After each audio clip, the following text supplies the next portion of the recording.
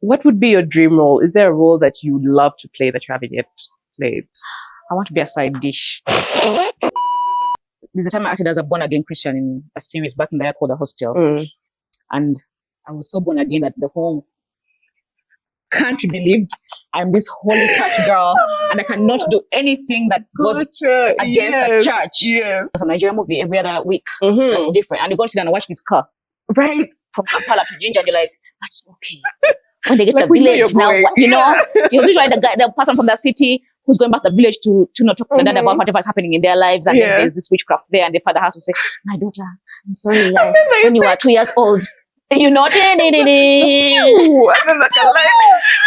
they release them and they're like, I forgive you, my daughter. And then he dies and you're like, exactly. Welcome back to Kampala Mode. This is a space where we talk to all your fashion favorites. Today I have someone from the world of the big screen, the small screen, acting, producing, and all the things that are just trailblazing the film industry in Uganda. Eleanor Nabwiso. Hi. Thank you for making the time. Thanks for having me. If there's someone who doesn't have a TV, is watching this on their phone and they may not know who you are, could you introduce yourself for the people? Hi, my name is Eleanor Nabwiso. I'm an actress, producer, and director with Nabwiso Films. And that's me. Yeah. And also a fashionista. Am I? Right. I mean, there are those moments that we see on the red carpet and we're like, girl, bring the heat. Some days I'm in the mood. Yeah. I mean, how would you describe your personal style? Let's start there. My personal style is not really so specific because I like to try out different things. And I don't have that go-to style. But I love denim. I love jeans. Like any day, anywhere. But then my fashion is more like wild and adventurous. Yeah. Like if my designer called and said, babe, there's this cut dress, this cut, I'll do that corset. And she said, oh, would you do this? And I'll be like, yeah, let's do this. Yeah. So if anything looks nice on me, then I'll try it out. Yeah. And I think we usually notice a running theme when it comes to your red carpet moments. You're more than likely going to be wearing a Kai's Vivo piece. Oh, yes. Could you tell me how that started? How did you start working with Abbas? So let me give you a brief about my fashion history. I never had the time to prepare myself for events. It was crazy having work, the kids, running a family. And most times I didn't even have an assistant to say, babe, on the weekend, there's this event. Everything had to be done in, a little bit of space. And you'd find yourself having an event on Saturday. It's Friday and you're like, it's tomorrow. Right. It's tomorrow. And then we rush to the closet and you're like, Mash, you just wear this suit. I'll wear this one. Yeah. Okay, you do this. Let's just go. And then people kind of started saying, but you should pre-organize for the event. Yeah. Know what you're going to wear before the event. I'm like, guys, if you are in my shoes for one day, you don't have what to wear for the event because there's so many events to go for and I don't know what to wear. And sometimes I even forget the dates. And when it's time to go, I'm like, let's just take what we have in the closet. But I had to go shopping sometimes and buy clothes from different countries. And I realized when you shop in something really expensive but simple, I could go to a nice expensive store in another country and buy a nice dress, shop on a carpet and people and you're thinking, guys, it costs this amount. You don't notice these things. They're like, no, they don't want to see that, They want the flair. And then I started following people and I'm like, what people want in Uganda is that outdo yourself, do the sequins, make it big, make it pop. And I'm like, oh, okay. And then one time a bus was like, I want to dress you. Okay. I really want to dress you because, babe, you don't show up for events and I'm tired of seeing this. Yeah. And I'm like, okay, well, let's try. And then he started dressing me for different events and, the comments kept changing on social media. I kept growing with fashion because of him. He just go like, are you going for this event? Right. Are we even doing a dress? I'm like, oh yeah, I'm going for this event. Yeah. So somehow he helped me understand that you could prepare for an outfit prior to the event. So he'd make me outfits and I wear them and I'm thinking, okay, I'm growing into this. And he was also studying my body, I think, because we kept trying different shapes of clothes and dresses and here and there.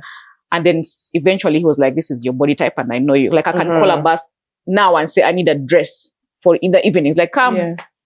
And it's there. He's got me, like he knows my size and he'll just dress me up and I go because he knows what looks nice on me. Yeah. So I trust him with my fashion sense. The blue Chikoi situation at the Icon Awards absolutely blew me away. First of all, the different segments of the dress, because it always there was something to always look at, because there's the hanging pearls that was going on, and then the collar was popping at some point. Yeah. I was like, wait, on the red carpet, the collar was not popped. And seeing you walk in and tell me about that look. I didn't see that dress until that morning. Whoa.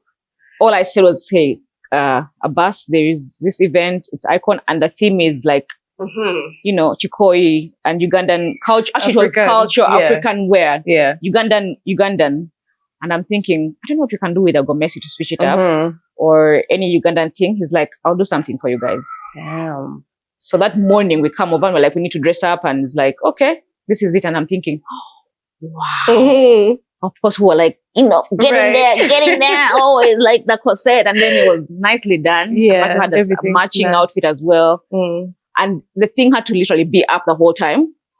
But after dressing up, somebody kept going down. So I had to kind of put it, so the different pictures show that it was up and down at the same time. So I was like, I couldn't keep it up the whole time. It was kind of like, not heavy, but like that steel thick thing. Yeah. But I love the look. I still have pictures that I haven't even posted anywhere from that day. I'm like, it's the same outfit. Serve the people, because I don't know, like there's something about, I feel like that speaks to like the trust that has been built over time, because it's like, what do you mean you did not see it until the actual day? It's trust, by the way. Abbas knows my body shape and my size, so he will do anything overnight or, on that day of the event. So I trusted him that day and I was like, he'll do something, of course. And we were like, wow, this is beautiful. Yeah. This is really nice. I've seen you work with him on the red carpet, but also in a studio for an editorial look. I'm curious, what moments do you love more, editorial or red carpet? I think I love the editorial because you're more prepared. You're more prepared, and then there's enough time for you to have the different angles, for the outfit and show it off. Yeah. Red carpet is like, let's move, guys. Let's people, and you're standing for the interview, and you're like trying to hold the dress up and trying to get a spot for the picture, and everyone is waiting for the same spot, and you're like, I can't do this. So let's just go to the studio and do these poses. Yeah. I'll give you an example. I had an outfit Abbas made for me. I had to go for international awards in Zanzibar. So we get there and get these makeup artists who are used to making up Arab women. Right. Oh, did the look, and I'm thinking, fun. This was like white. This is dark. Yeah. And I'm like, I'm not Arab, but what do we do now? So I went for this event. The backdrop was like there, but there were so many people at the festival. And I remember telling Abbas, we need to post this outfit on the day of this festival. So it happens, and then later he's like, babe, you have not posted your dress. And I'm like, you don't know what happened to me. And you don't want to know because my makeup is bad. The lighting wasn't all that good, that I really wanted my dress to pop out because the colors were a bit like, shiny. And then from the festival there, the lighting was a bit moody for the backdrop. So I was like, everything was working. It wasn't working. So I was like, when I come back to Uganda, we have to go to a studio and take our time with this outfit, do the proper makeup. So I came back and we had the whole like editorial thing done in the studio, and I loved it. Yeah. I think I've been on set with you once. Yeah. For Plus Size Fashion Fest. And there was like, just, on the background interviewing. But like, it was so intriguing watching you like kind of get into character and like, have fun with the camera and stuff like that. So that's why I was like, how is that moment of like, getting into character and just, serving for the camera. You gotta serve for the camera. Anyway, so I'm an actress, and I believe in having my first take as my last take.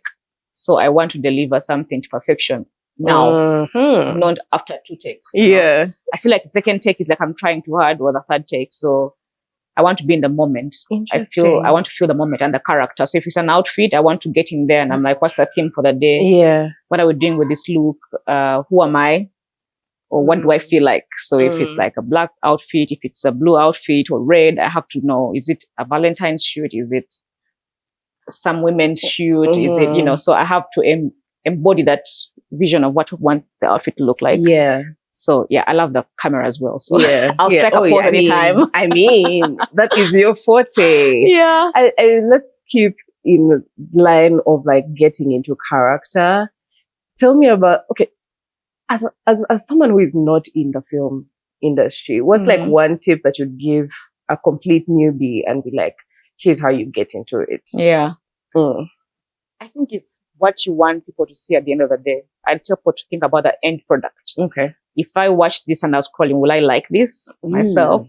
Okay. So sometimes I'm always like going through different pictures and I'm like, okay, this one, maybe this one. Yeah. But the trick I would give somebody like who is not an actress or on TVs, you know, you can follow some people who have like fashion tips and posing angles. Because I didn't know that basically pointing your foot makes your body longer. Right. And your angles, like, you know, if you do that, there's something gives you. Like if I said, pause and you're like, the millennial. You know, the millennial thing, but then you're like this, but if you put your shoulders back, and then you do that. So I've had also my photographers literally encourage me to do certain poses, and I'm like, does that work for me? It's like, yeah, try it. And then you do that pose and you're like, that works. Yeah. So I've learned the trick about angles, like sharpen your elbows, elongate your legs, and, you know, put your fingers in different directions, and it kind of works out. Yeah. Interesting. Okay. I mean, I feel like sometimes for the overthinkers out there, when it's like, oh, you know, like this pose will work or that pose will work, like there's a way you can see it that you're in your head, and you're like, girl, breathe. And it's like, for some people, I don't know how they have the ability to also breathe and like just embody and then be like, okay, today we are serving badly. You know, you have to have fun with the shoot. Like if you're not breathing, you won't come out. Right. You have to have fun with the shoot, but then also know the poses that work for your body type and your height as well. Imagine, because I'm short, but most times my pictures I come out like really like as if tall, you know. But because I've learned how to make my angles right and how to put my shoulders back, this is like the best trick I can tell anyone. Put your shoulders back. Never like be like, you know, this, put them back. And do you know, by the way, our postures are being affected by like always being on the phone? You know, because you're always like that. Actually, most times I remind myself and I'm like, let's do this, guys. Oh, yeah. That I do not think my arms would manage, because it's like right here. You need to practice that, because eventually then this would go wrong. Oh yeah. You know, I think in future we're going to have backs that are like. Definitely. I feel like we're going to evolve into some backwards, the F world. If we don't fix it early. Yeah. Okay, but like now getting behind the camera, I mean in front of the camera when it's for an acting role, what is that like when it comes to, you know, getting into character? I mean, I know there's a script, so it's like how much of it is like cramming versus like, you know, knowing who this person is that you're portraying. I don't like cramming. Cram is terrible, very, very bad. But I like I said, embodying a character. So I've had to act different people in my life. I could tell I've acted like a village girl. I've acted like a nurse. I've acted like this bougie woman in a series. I've acted like the most holy of holiest in a series, like a born-again Christian. And every time I have to go into a role, I kind of want to leave that role, like at least for the 2 weeks before we shoot, you know. So if it means acting as that village girl, I want to feel what she feels like. I take off my shoes and every day I'm just in the compound trying to read my lines, and I'm trying to see how they walk, you know, and I want to feel that person's world before I can act it on stage or on camera. So I kind of forget who I am. Gotcha. You know, so if you don't know me, you don't know me. Yeah. But if you know me, you don't know who I am. So for different people meet in public and they're like, they say that character name and I'm thinking, that's not even me. Like, and they say, do like this do this. The character that does this, do this. And I'm like you can't. When the cameras are rolling, I do those things, guys. But when I'm in my real life, it's me, it's Eleanor, you know? But I become that person. I'm like literally carried into this person. So wait, do you like do method acting? I don't want to call it method acting. I call it understanding my character. I don't know what that is called. But then when I get onto set, even at the gate of where I'm getting into, I just kind of remove this outfit of Mommy Eleanor, wife Eleanor, friend Eleanor. Any Eleanor in me just leaves my body, and I want to become this character. Yeah. So when I enter, I'm acting like this character, everyone I'm finding along the way. Like, I just want to become this person. Because you might be interrupted by Mommy Eleanor, you know, who's thinking about, oh, did the kids eat? I don't know if I made enough cereal this morning. Did I pack enough lunch? Yeah. Did I leave enough fruit juice?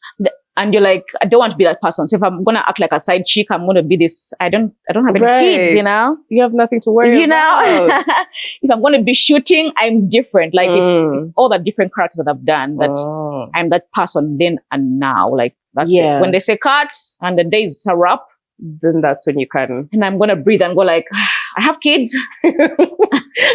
Are they around? Are they breathing? Yeah. So I become the other Eleanor now and just bounce back immediately. Because method acting people find it hard to bounce back. Yeah. They kind of get into that section and just stay there for even days and weeks. And I find that so scary. I don't want to ever get in there. And it's very possible to get in there. You forget yourself and just be this person. Like if I was shooting on set and I'm just like this mean person and I'm like, and then they say it's a wrap for that. Then I'm just thinking like, where we shooting again? Then the rage goes on for days and days, and it's hard to like get rage on camera and then keep it after that because you're trying to kind of bounce out. So I'm scared about method acting. I don't want to get stuck in there. So when they say it's a wrap, I'm like, you actually wrap for that day. Wrap it. So how is it now? With other characters maybe that you are acting alongside, because like I saw something about Devil Wears Prada, at least the first movie where the Miranda Priestley, how have I forgotten her? Meryl Streep. Yes. Yeah. She goes to Anne Hathaway and she's like, oh, it's good to meet you, here's the thing though, after this, I may not be as nice to you for like the rest of the filming session. Yeah. So like I just had to like, start with a hi. And then like after that, she was her boss. Yeah. So is that something that you find yourself doing like when it comes to interacting with other characters on set, even when the cameras are not rolling necessarily? Yeah, but I don't warn my characters that I'm going to be doing this. Okay. Because if I do, then they'll think I'm acting with them. Yeah. So sometimes I just want to be this character and just do what I have to do on set. Because I want to keep it in there. Because it's a bit destructive on set. Yeah. If someone says, Linda, you're acting like Elle. You go like, am I? Then you switch off, And I don't want to switch it off. So I'll do it without you guys knowing that I'm actually being that character that I'm supposed to be. So if I'm doing my makeup, I'm talking like this character and I'm like, give me that brush or do this. Or I'm supposed to be bougie or good or, humble. Yeah. Or I just be quiet. Sometimes I just choose to be quiet and just, stay in my head like, I'm this person, I'm this person, I'm this person.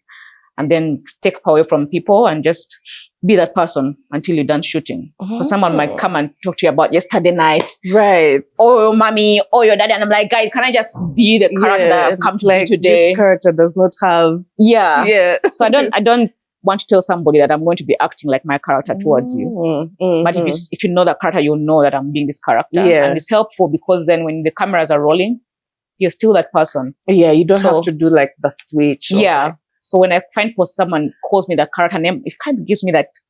Yeah, that validation. Yeah, like, I think, you're seeing that person on TV. So I don't want to see an Eleanor bit in there.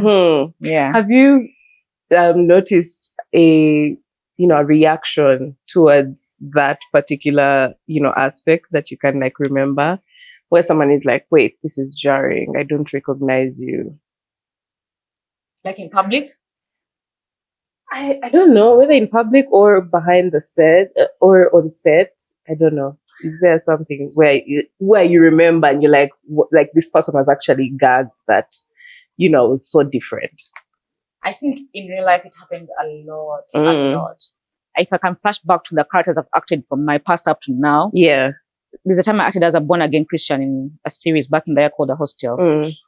And I was so born again that the whole country believed I'm this holy church girl and I cannot do anything that goes against the church. Yes. So there was a club called Silk. We're not that old, guys.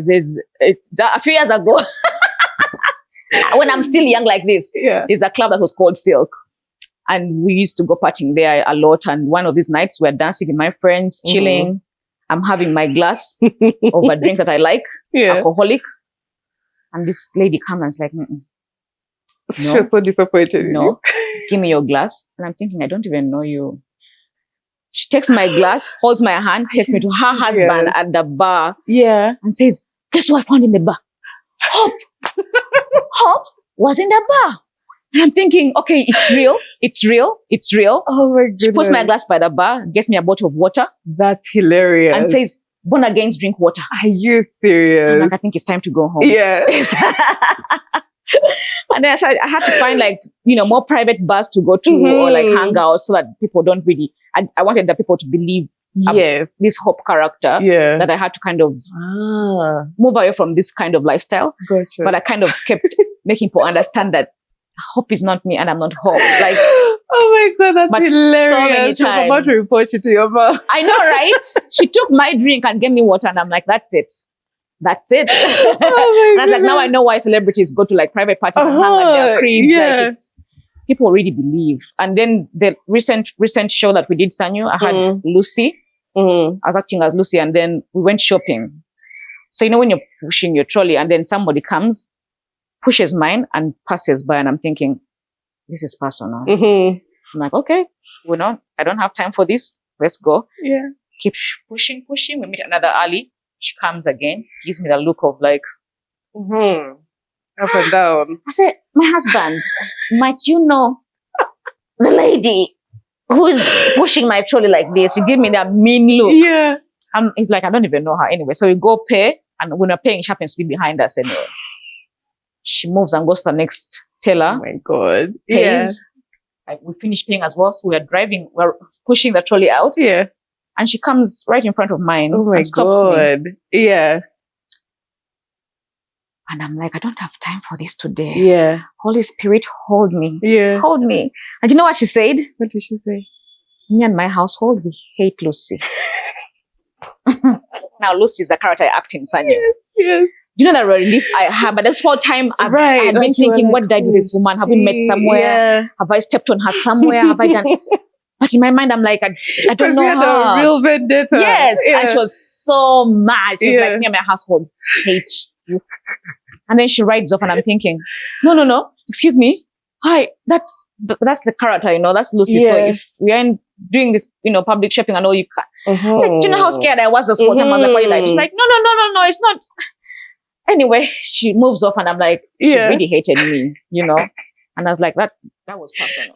That was personal. I think some people I meet are like, you're lucky we know you as Nabwiso.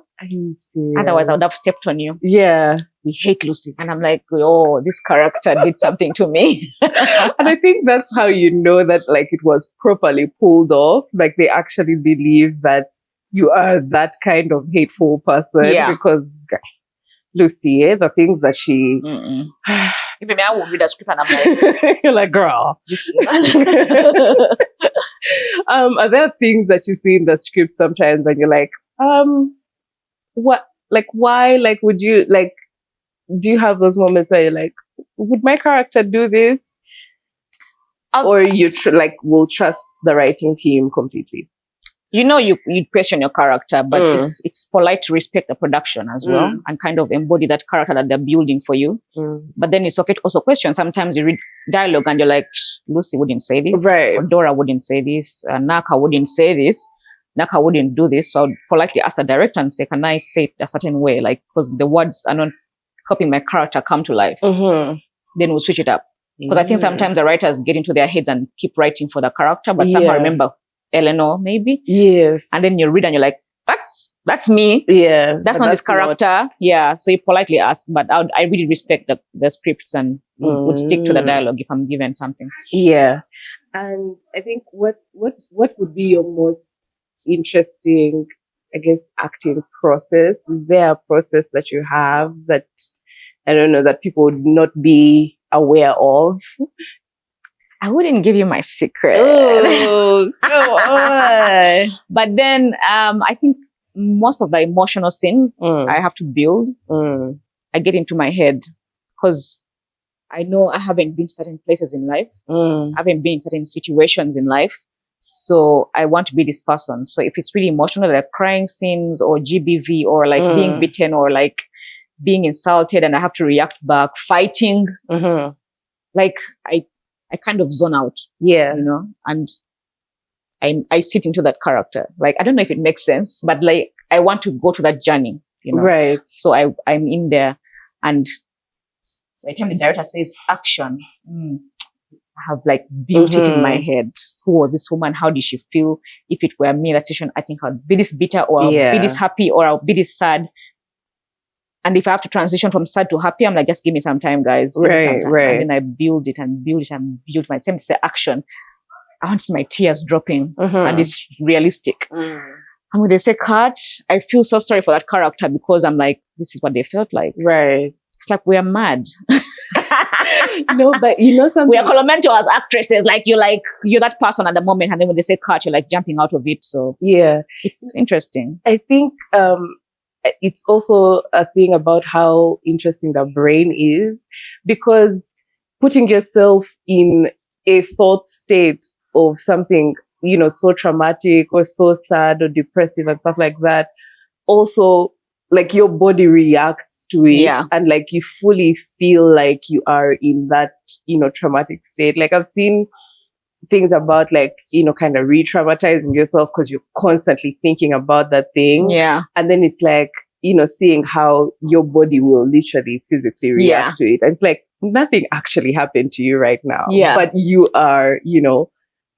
So you get that feeling. So what about like an actor that you have observed? I don't know, is there one that like really intrigued you with how they did their thing? I love Angelina Jolie because I've watched her from original sin, literally growing to Salt, and she's done different roles. Like you'd see her as the cute wife, as the, you know, the badass. Yeah, I'm flipping my own word as or as like, you know, this action, you know, female, and it's intriguing to watch her change to all these characters. And I figured she's that person who also embodies the roles and just forgets who Jolie is at home with all these children and husband. Right. And she's in this character and you're like, this woman is bad. You know? I mean, I think one of the roles that she did that I just like, that stuck with me was Maleficent. Oh my goodness. Now you see what I mean. Yeah. She just forgets herself and becomes this evil witch, and you're like, I hate her. Like a behind the scenes thing that I saw with that was there was no kids that could, you know, act alongside apart from her daughter. It had to be her daughter. Yeah, because she's like, I know because Mommy's just so acting. Scared of her. Like, how do you get into that? And imagine, like, she's such a beautiful woman, but like to transform into this scary, almost creature. Yeah. So much so that a baby is crying when they see you. I think. No, I'm really inspired by Jolie like that. She's just that. I want people to believe me on screen, like, we know that lady and call me by that name. Right. You know? Right. So cute. What about actors that you've acted alongside that you have like observed? I don't know, is there anyone who was, I don't know, who stands out in how they do their thing behind the scenes? Yeah. I think for me it's a man, Michael Jr. Wawuyo Jr. Okay. If you watch some of the movies he's done on YouTube, they're there, and even back then when we used to act together, we vibed like, I think even the country thought we'd marry each other or something. Like he's that guy who gets into character for anything he's given and he forgets Michael himself.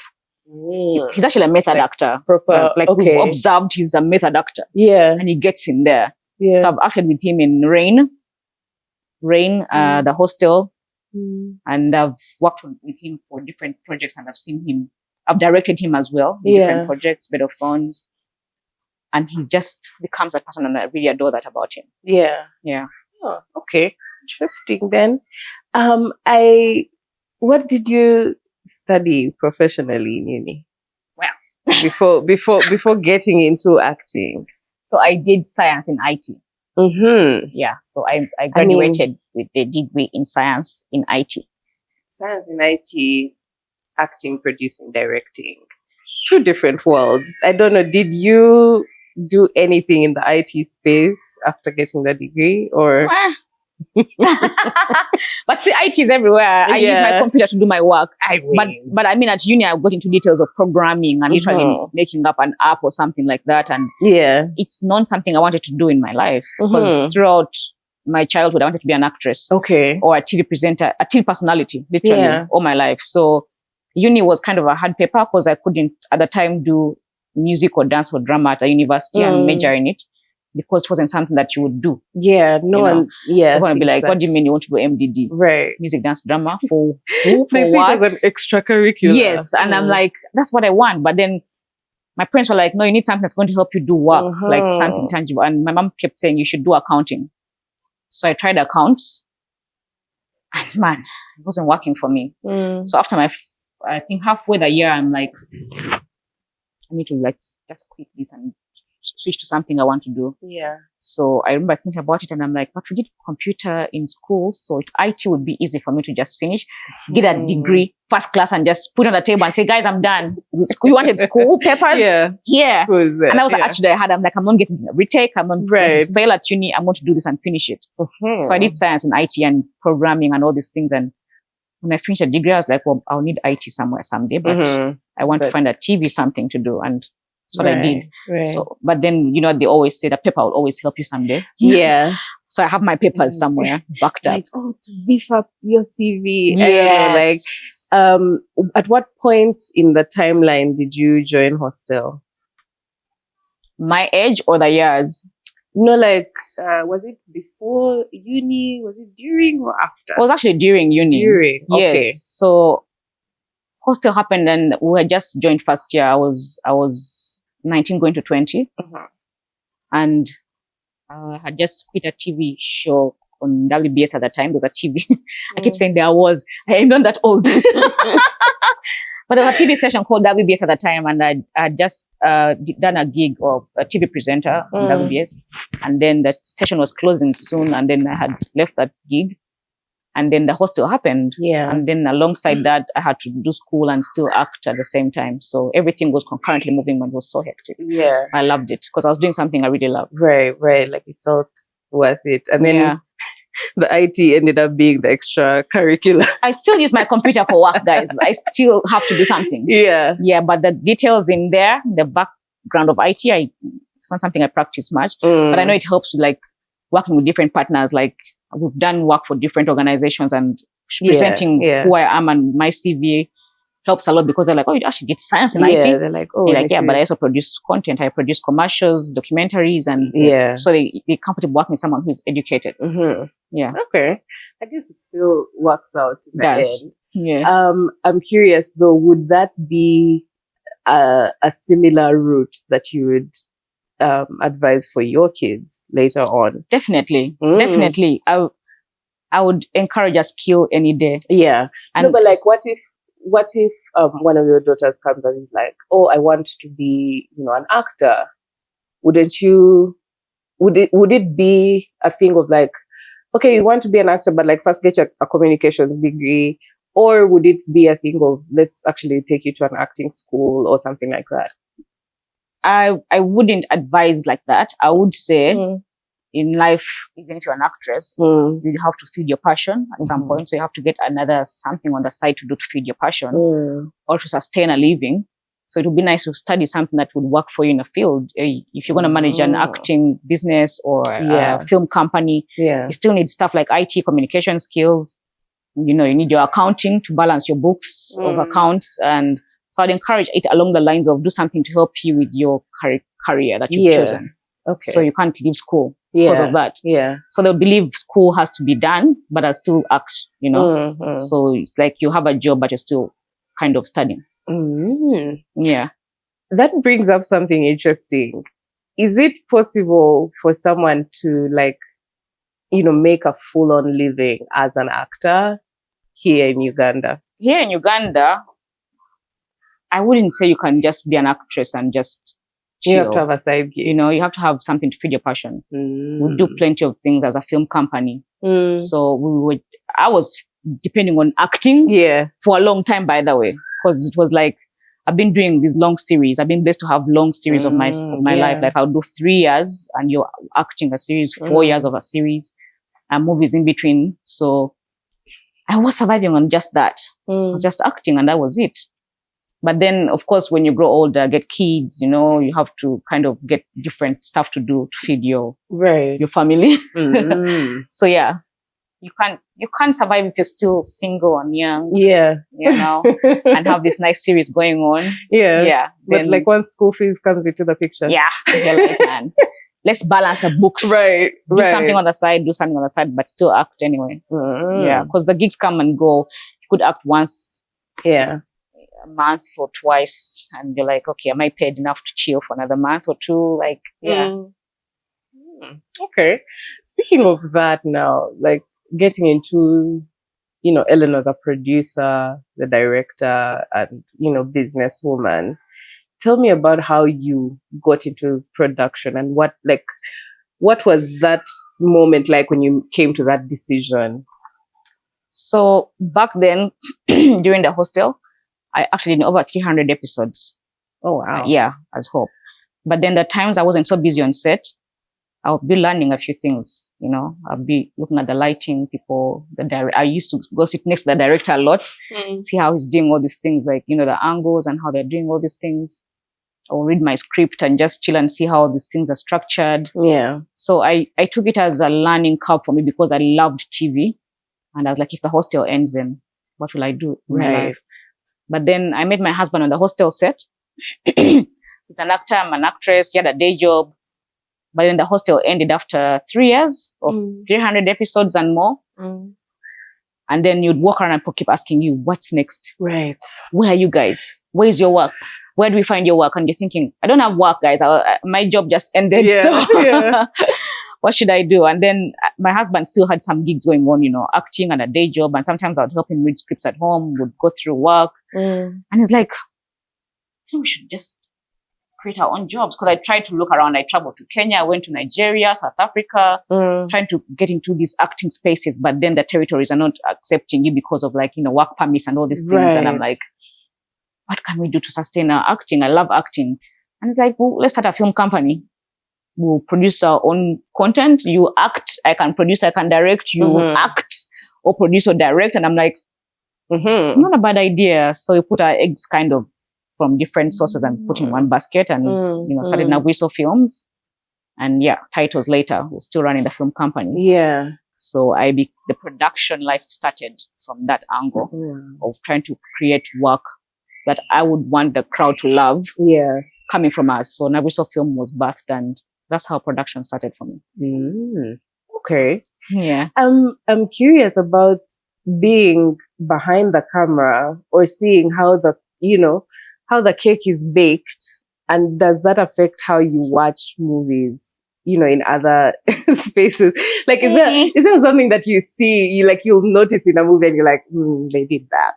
And like, you know exactly. You know, I do. So sad. But then there are movies I watch and I want to enjoy it. You know, so like I love drama.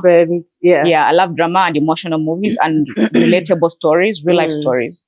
So when I'm watching those, I'm like zoned in. I don't care about which shot happened or what. I mean, a mistake is creativity, but I'm in the story, you know, and I want to cry and I put my chair next to the TV and I'm like, no, she did not. Right. And then move back. So I want to enjoy that. Then there are movies I watch, mostly action, but with a story in it. I watch judging. I'm like, the wound was up here. Right. And now it's here. Continuity happened. Yeah. And then they crossed. He was this side and now he's rewind. Let's see this. And, you know, you keep judging because I want to learn and also unlearn some things. So I love good productions. I want to watch movies and see the lighting. And I'm like, how do they do that? And I take notes or do something about it. And I just want to push in my own productions. You know, there's one thing that once I noticed it, I could not stop noticing it. And it's the food thing. Whether it's like holding a coffee cup and it's completely empty, or like you have this meal in front of you and it looks so amazing, but someone is just like forking the meal while talking. And you're like, you keep talking, but like, when are you going to like take a bite? And so it's just something that I always notice. Yeah. But then, you know, sometimes it's a script. Right. Yeah, because the script could say she talks while trying to eat, but she doesn't eat and then leaves to go to the next location. And you're like, I don't get to eat. Director, even one folks like, no, nothing. You try to eat, but then leave. So that's why most things are like, maybe you're sad about something. You're like, you know what? Then you leave. And sometimes the food is not even real. That's anyway. I stumbled upon a prop designer on TikTok, and he's showing us like all this like food or like a fake burger or something like that. And you're like, wait, so like this person, even if they wanted to, like could not actually take a bite. And you're like, but then some things you have to eat anyway. Yes. And they say she eats, and then she stops and then says a line. Or she eats and speaks while eating. Yeah. You know? So you have to follow the instructions on the script sometimes. And then some scenes they're like, let's first eat and then we do the lines. Yeah. You know? So they'll be shooting line. You're like eating and then you're like, you know what, honey? I was just thinking about this yesterday. I think we should do ABC. Right. Anyway, whatever. And then you eat. She eats. So the script tells you when to eat and when not to eat. Yeah. Gotcha. I always find that interesting because I feel like, does it make it less like, less new or interesting for you knowing how it is, done behind the scenes? No. Like there's some movies I've loved. Like there's Noah's Ark, was it? And I was like, wow, these guys. They had the whole ship done, and then the animals, and then like I was like, I'm not gonna see behind the scenes. Right. I refuse. And when the movie's ending, they show you the green screen, and I'm like, oh, you've spoiled my childhood. I was enjoying the idea of how you guys did it, but they show you how they were like having all these wooden things, and the people like screaming, and then there's no water, and it's like, I was like, whatever, but I enjoyed it. Yeah, so sometimes I don't want to watch the making. I'm like, let me enjoy the moment, guys. I don't care how they did it. For me, it's real. Like, I enjoyed it, so I'm not going to watch it. I think that leads me to this question. Should I say your top movie of all time, your favorite movie of all time, or should we say top 5? It will kill me if I start mentioning movies. Eleanor Nabwiso's top 5 movies of all time. So many, so many, depending on my mood and what I've been doing. But I like real life stories. So I've liked recently, there's It Ends With Us, The Wife. Back then, The Notebook. Oh, classic. Jasmine's Blues.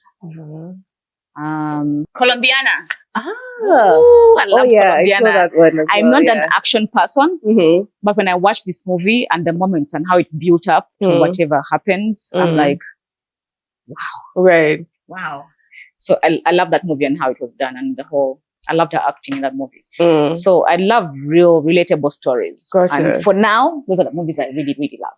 Is there a moment where you'll enjoy a movie, even if it's not necessarily visually as clean as it could be, but the story itself is like gripping or something like that? Don't even finish the question. Good production or I'm not sitting down? Yeah. Because I know what we put in to get good production. So I don't want you to. Here's the thing. I love a good hate watch. Like there's some movies that you watch and you're just like, dude, what are we doing right now? And I've gotten a chance to be a judge in different film festivals, and people send in so much work, and to sit down and go through this content to choose the best movie for you. And it's sad. Let's not even engage on this. Let me ask it in a different way. Do you have like guilty pleasure movies or like viewing that you're just like, this is trash TV, but I really like it? Like, okay, there's reality shows, but then for me, if I'll give you my example. If I'll give you my example, I absolutely love Twilight. Like, that was good production. Though. Production was good. Yeah. But like the story itself is ridiculous. It's a love story. The entire time, it's like, maybe the idea of not being the real, like they're not vampires out there and whatever. But then such movies now, for me, I'll pick out that story of Girl Miss Boy. Where does this end? I don't care about the biting and all this, but Girl Miss Boy, where are we now? What are we doing? Where are we now? How's the story going? Who kills who? Like, it's one of those movies that people, absolutely talk trash about, and like they're like, oh my goodness, Twilight is ridiculous. But I will watch all 5 movies at least once every year because it is that iconic for me. Because it's like, you guys are ridiculous. What do you mean you're 100 years old and you're in high school? I know, right? Can we be so for real right now? I know. But like, such, I think I'd liked the first 2. Mm-hmm. After that, I'm like, no, there's nothing you can try to convince me about the story now. Okay, maybe let's see a twist. I mean, Breaking Down Part 2 was crazy. At least that final, the final fight of it all. Ooh, it was something. Yeah. But no bad production. No bad production. Like, I'll be judging and I'll be like, you didn't have to work. You would have just, just chill, like, to leave it. Yeah. So it's depressing. And I want to be like, looking, who's the producer? Let's Google and see what they're up to. How old are they? What state of mind were they doing this? And I'll be like, okay, it explains it. Why? Yeah.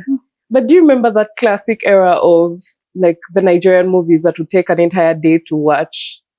Like Someone 8 asked hours. me this recently, and I was just like, these guys had time to develop in Nigeria. Yeah. But because there was no content for us to watch, we watched like a Hollywood movie and that's done because they would release very few at that time. But then there was a Nigerian movie every other week. That's different. And you're going to sit down and watch this car. Right. From Kampala to Ginger, and you're like, that's okay. When they get like to the village now, you know, it was usually the person from the city who's going back to the village to talk to the dad about whatever is happening in their lives. And then there's this witchcraft there, and the father has to say, my daughter, I'm sorry, when you were 2 years old, you know, and then they release them and they're like, I forgive you, my daughter. And then he dies and you're like, exactly. Same old thing. Let me tell you. But those guys had time to groom their story and get to a level of now production in Nigeria. Oh, yeah. Uganda didn't have that time. Right. I mean, my first movie, I remember, Rain, was like an ambush. You like, have the money now. We want to do this movie. It has to be perfection. It has to be good production, good cameras. And after that, you're like, this was good. This was good. What am I going to do next? Right. It has to be better than this. And you have to keep getting better at everything. So it's like, I love that scary journey. And most of the Ugandan producers that I know who have done good work didn't have the time to try to do bad work. Yeah. You know, because you watch all these movies from Hollywood, whatever, and you're like, if I have to compete internationally, I have to do something. What cameras do they use? What lighting do they use? How do they do this? And I want to do this. So when I see my picture, it has to show in London, and they're like, well done. Gotcha. Yeah. So I think the stakes are really high with like trying to like make sure that you do the thing and do it as best as possible the first time. Yeah. Whereas for Nigeria, I feel like they were like, guys, we have a camera. You want to act? Location, you know? Act. And then someone says, I have 100 movies on my title. And I'm like, you're like, how old are you? 100, more than 100. But then those guys would shoot a movie every week. Right. So production, the cameras, the lighting, you're going to enjoy the story. And then before you know it, they're learning as they go. And, you know, I think also that would help with like developing a style that is very significant or distinct to like that space. Well, because when we say Nollywood, you know you it's kind of Nollywood. Know. Yeah. Well, what's Uganda's version of Nollywood? Do we have a wood? There's so many words. You know that, and then there's Yuga Wood. There's so many titles for Ugandan content, but I think Yuga Wood is the one that stands out. Yeah, as the title for Ugandan movies. Yeah. Would you say there's a style that we have that is like distinctly Ugandan? Because every producer is kind of different. Different genres and kind of production. You know, there's a drama and everything, but because like, you know how Bollywood is, and it's like, there's a dance to be like a music. Yeah. But I think for Ugandans, we've kind of had this style rub onto us because we have the city story and then the village story and how these worlds are getting together. Right. And if you've noticed, most of the series and movies, there's always two worlds. Yes. Yeah, I think that's a Ugandan style, if you might say. We have both worlds, always both worlds. Yeah. I think I'll try and look out and see if it's like a running theme when I go and watch. Because now that you ask, I think that's the thing. Yeah. Do you prefer being behind the camera or in front of the camera? Both. Can I say both? But then I love being in front of the camera. Okay. It's the craft that made me and the craft that I wanted to become. Yeah. But then along the way, I've tried to get into all the different roles as a director because I love creating characters. As a producer because I have a film company. and we have to produce to earn.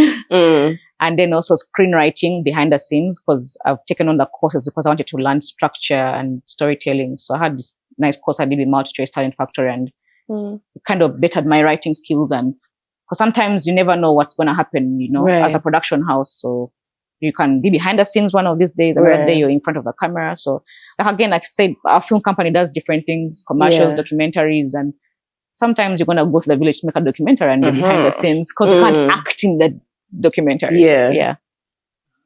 Okay. And what would it take if someone is like, oh, I have this idea and I need it to go to like, a production company? Do they come to the production company? Do they go to, I don't know, to a director? How do ideas like that find you guys? Well, email. Yeah. Classic. Emails. But then I always ask people, what's your goal? Most times people think I should just give my script to Nabwiso Films and they do it, but that's not what we do. Because we also have a company and we have writers and we do all these things. Yeah. But then if you want to do a co-production maybe and say, listen, I have my money and you guys can produce good work and you have my script and then we can plan something out of this, that makes more commercial sense. Or if you can just sell to me your script, which is really good, and I'm like, okay, I'll take it. Do you want anything to do with it? And like, no, I just want you guys to do it because you're good. So do for me this movie and take the story. Yeah, stuff like that. Yeah. Yeah. Do you guys do like adaptations of novels? Because I feel like there's so much. I wish I could. Yeah. I wish I could. I'm a novel reader. Are you? Yeah, that's the one thing I don't look like. Yeah. But I'm that kind who go to a corner in the compound down the other side and just go like, I hope the kids don't find me. Right. And I'm reading I want to finish my novel, but there are novels I've read throughout and I'm like, I wish the writer could say, hey, Nabwiso of Uganda, just make this series out of my book, or like take the rights and do as a movie, because I've seen it done a lot in South Africa. Yeah. And in Hollywood. In Hollywood as well. But then we can't find these people and get rights from them. The thing, the reason I bring it up is because I find that stories that are based on a book, based on a novel, usually have like, they're so grounded in the characters because they have been well explained, written. Because I feel like writing for screen might be different from like writing a novel. Of course, because a novel you have to envision the scene. She wakes up and the bird is out by the window. It's raining, but it's not raining, and the sun was shining that time. So you're reading and you're like in that world. But screenplay, I'm just gonna write interior, bedside, raining outside, right? Because you're gonna watch it when I make it on set. Yeah. Of course, the one thing that we do not want to talk about, the elephant in the room when it comes to film in UG, is the pirating of it all. Yeah. So that not being an option, saying let's actually watch it on the platforms that they are. Piracy is sad, guys. If you're watching anything pirated, I'm not earning money. Right. So stop the piracy and let me earn some money as a creative. What would be your unpopular fashion opinion? However, let's put a little twist on it. Your unpopular, costume design opinion. I think for me, it's the idea of wearing heels in your house. Because nobody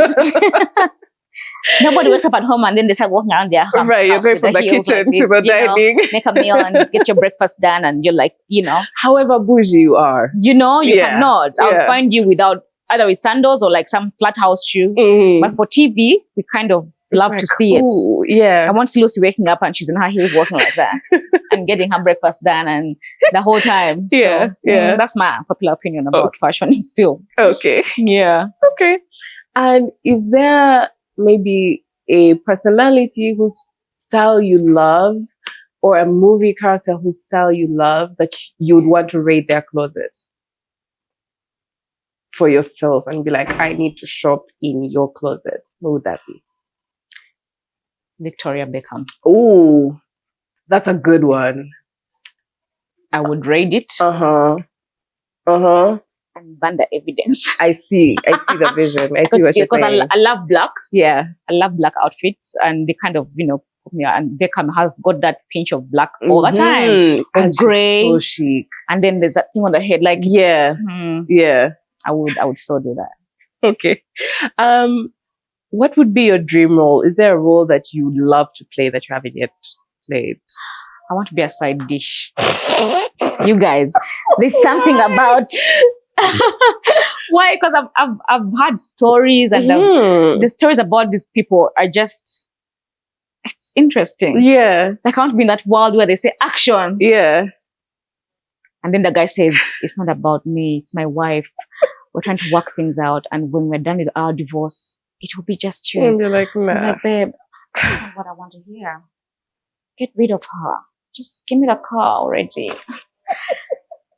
And then you're like, cut. And I'm like, yes. Yeah. Because there's something about, my side chicken. And you're like, or I want to be, this is when you pee.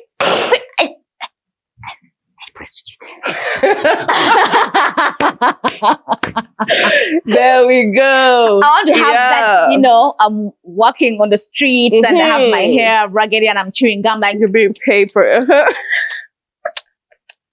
Probably this baby of mine in the house who's always crying. I don't know the daddy. Right. I have this really tiny skirt and tank top, like, with buttons everywhere and needles, piercings, and just like, why are you crying? Who's your daddy? Call up your daddy. Oh yeah, that would be fascinating. And just smoking and just like losing it. It's out of this world. Like I imagine characters that I would act and I'm like, the beauty about acting? I'm acting. It's not me. Think what you wanna. It's not me. So someone meets me and they're like, then they maybe kill their kids. Yeah. Don't look at her. And like, so it's working. Yeah. Oh yeah, wearing the long, bright red. I know. Nail and what? And there's like long slit here.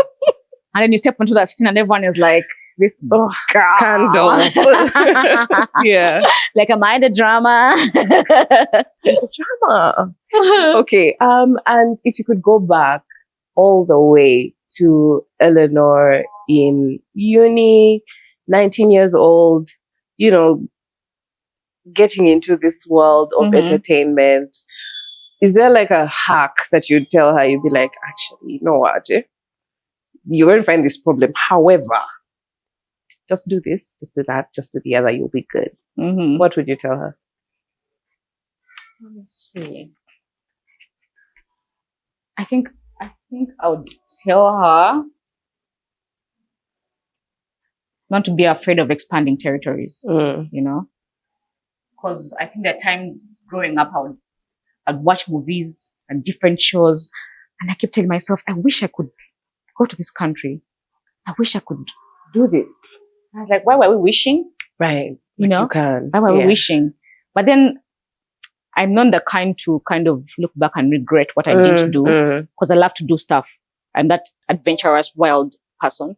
So as I grew older and older, because I told my younger self, let's explore the world. Let's push boundaries. And I remember one time there was a big call in Nigeria. I think Disney had put some money in Africa and they were like calling for auditions. And I was like, I told Matthew, I've always had this dream. I want to go for auditions. Can I go for auditions? And I remember we had my second child. And then he's like, you should go. You should go. Yeah. And I gave much to the baby.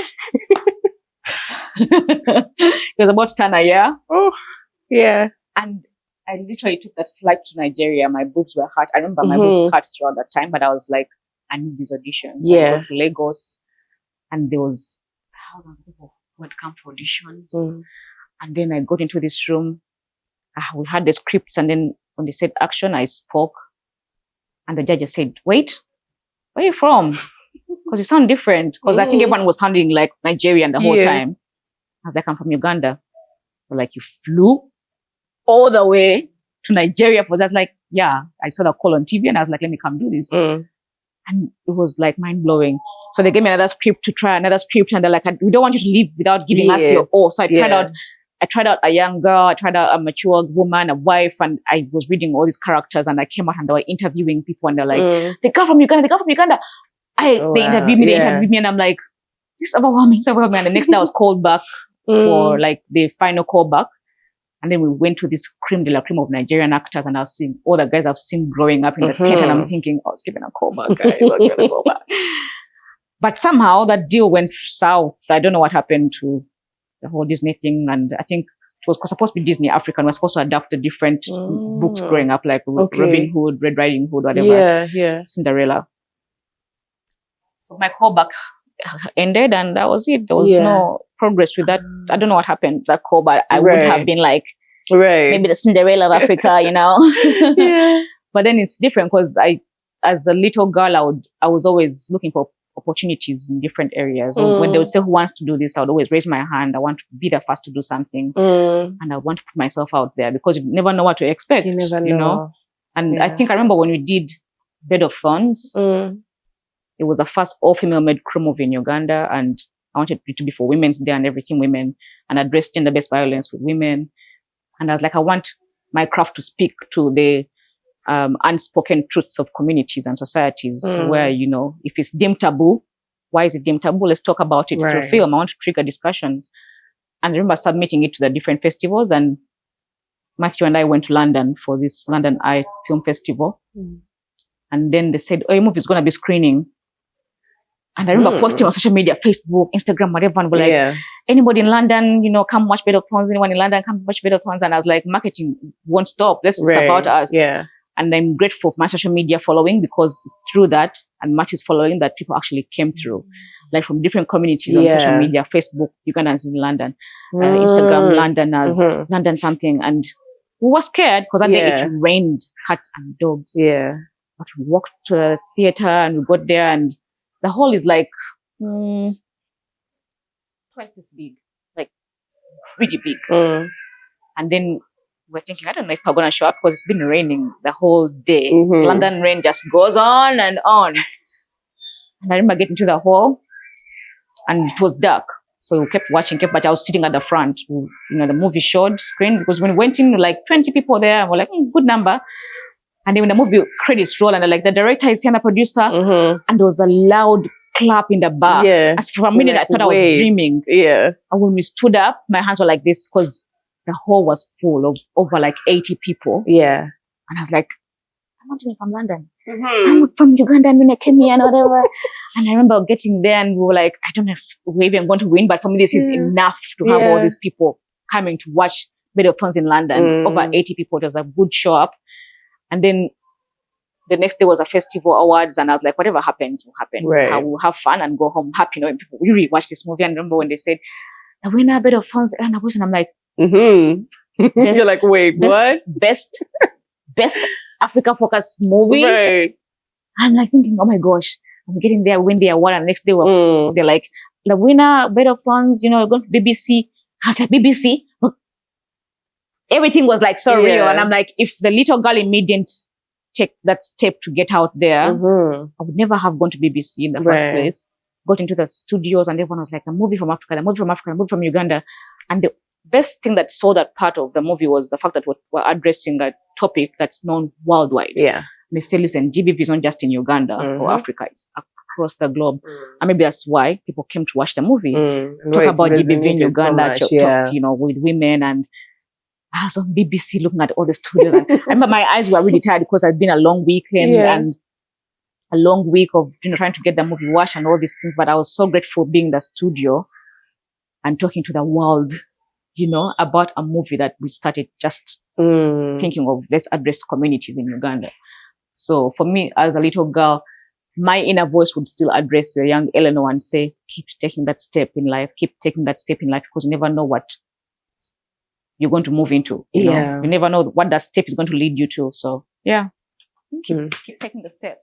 Okay. I feel like that's a beautiful place that we can end it. Thank you so much for sharing, for being open. I feel like anyone who is interested in that space will end this video knowing a lot more and having a lot more context, and being like, okay, if this is for me, I know it's for me. Just do it. Thank you so much. You're welcome. Thanks for having me. See you next week. Bye. If you like this video, make sure to check out the rest of our page because there's so much more for you to see. Make sure you like, share,